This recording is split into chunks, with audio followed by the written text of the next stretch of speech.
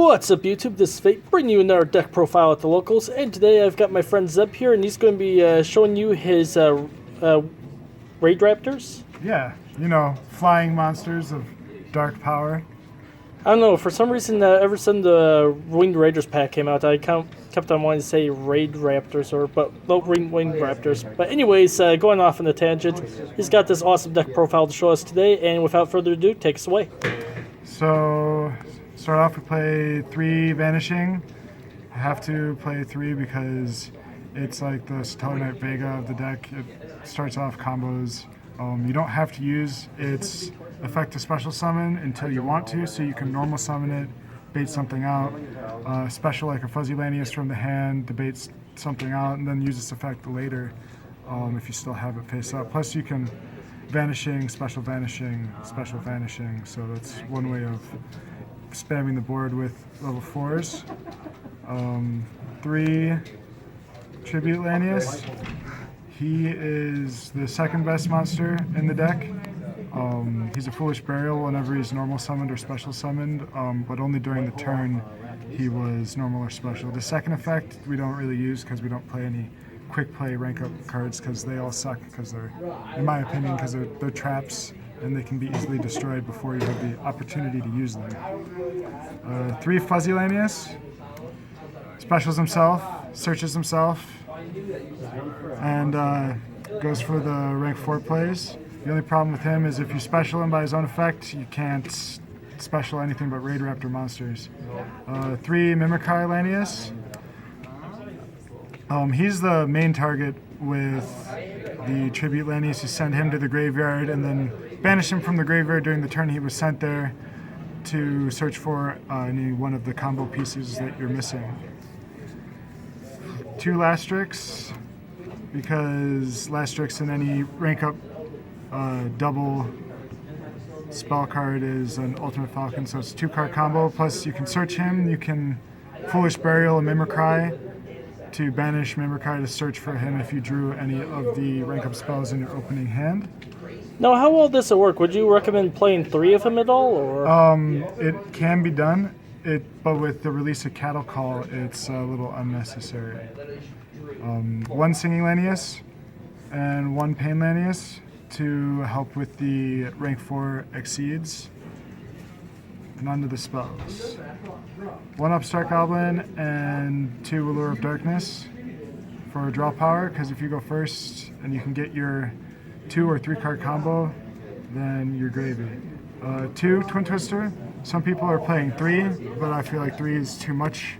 Twin Twister has Mimicry and Fuzzy Lanius as a good target, so you can get utility with it. It fixes going second hands from really bad to playable again, so I decided a third one. 3 Rank Up Magic Skip Force, best spell card in the deck. This and Tribute Lanius is an Ultimate Falcon. If this card's in your graveyard, you can Monster Reborn your Exceed monsters by banishing it and one other Raid Raptor monster from your graveyard. So if they somehow kill your Ultimate Falcon and you specialed it with this and not Astral Force, you can get it back. 3 Cattle Call, because Cattle Call facilitates more Ultimate Falcon plays, and also it's a 2-card 7 Sins, because you can activate Cattle Call, special Ultimate Falcon, and then rank up into 7 Sins for a 4,000 beater. 3 Astral Force, for the same reason as double the Skip Force. This can also be really good if your opponent can't get through some of your trap cards. You can keep adding it back to your hand and go from Forstrix into Revolution into Satellite Cannon Falcon. If they still can't kill it for some reason, you can go into Ultimate Falcon, but it does happen. So how often have you drawn just too many rank up cards?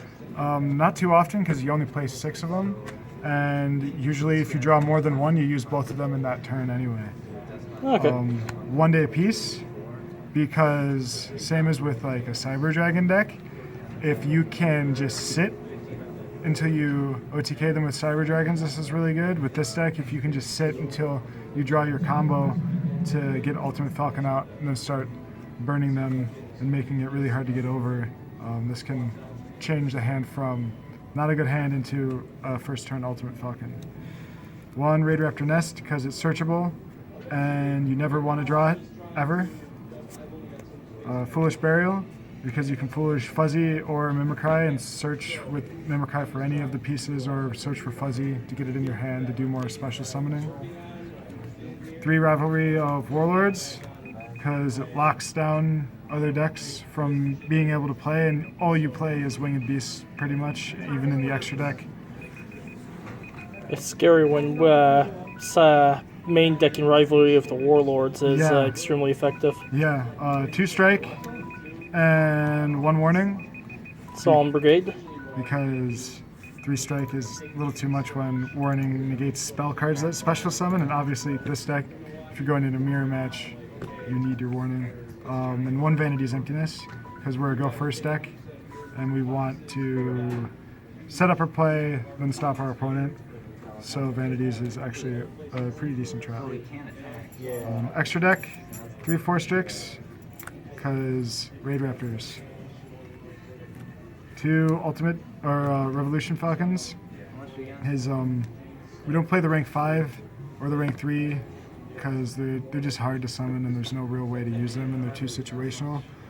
Currently, till Blade Burner Falcon comes out, these are the only Raid Raptors we're going to be playing other than 4-strix and Cannon and Ultimate Falcon.